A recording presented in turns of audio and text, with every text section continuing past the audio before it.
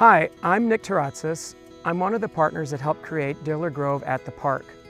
This is a new, small community located just north of the intersection of 15th Avenue and Northern. It's a small community inside a bigger community in the north central Phoenix corridor.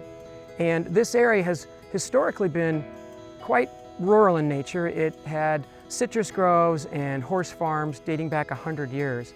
Way back when, there was a prominent farmer who invented this sweet citrus orange, and it was called the Diller Sweet Orange. And to this day, that orange is sold on the market. But for us to come into this neighborhood and honor that history, we wanted to adopt the Diller name. And so we've called our community, our little neighborhood, Diller Grove at the park.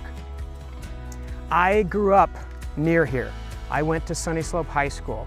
I lived on the east side of Sunny Slope High School, and this area is on the west side of Sunny Slope High School. But as a kid, I used to ride my bike all the way over here just to get to these neighborhoods. The trees were bigger, the houses seemed bigger as a kid, and the lawns were big and flood irrigated, and to this day, almost all the houses still are. And I always thought one day I'd like to have a house here and raise my family here, and they could go to Sunny Slope too. But that never happened. Instead, we found this great little property hidden in here, and we created 11 homes, and 11 different families could live here and send their kids to Sunny Slope. Phoenix is always growing, and the intensity of Phoenix was closing in. And to protect this charming, quiet, still rural feeling area, the residents themselves got together and went to the city of Phoenix and created what was called the Royal Palm Special District Overlay. And it's a square mile. It goes from Northern to Dunlap, 19th Avenue to 7th Avenue, and it protects the zoning of this entire area. This Royal Palm overlay keeps an eye on housing architecture, density, multiple stories of homes. It kind of controls all that and holds together everything that I liked about it as a kid. And one of the biggest components of that is this huge 30-acre park that sits right in the middle. The park is located about 300 feet from where we're at. When I graduated high school, we play our turkey bowl on that park. And 40 years later, my high school friends and our grown children now still come back here every Thanksgiving Day morning to play football in that park. So having this community I'm very connected to it, and I want to make sure that I leave behind something that I would have been proud of, or want something that I would have wanted when I was a kid.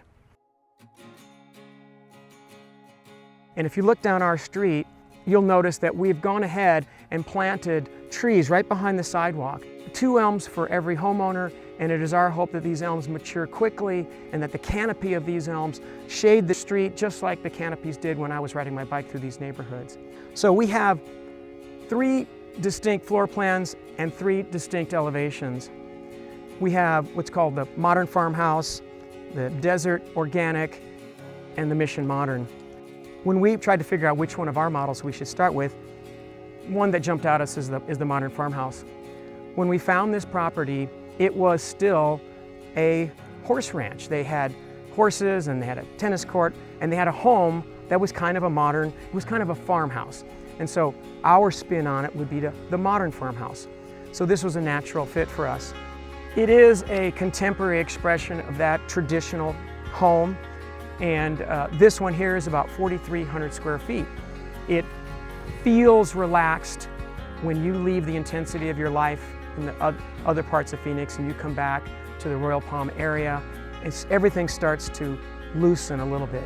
And this house is consistent with all of that energy, that de-energy, that relaxing, the decompression that goes on.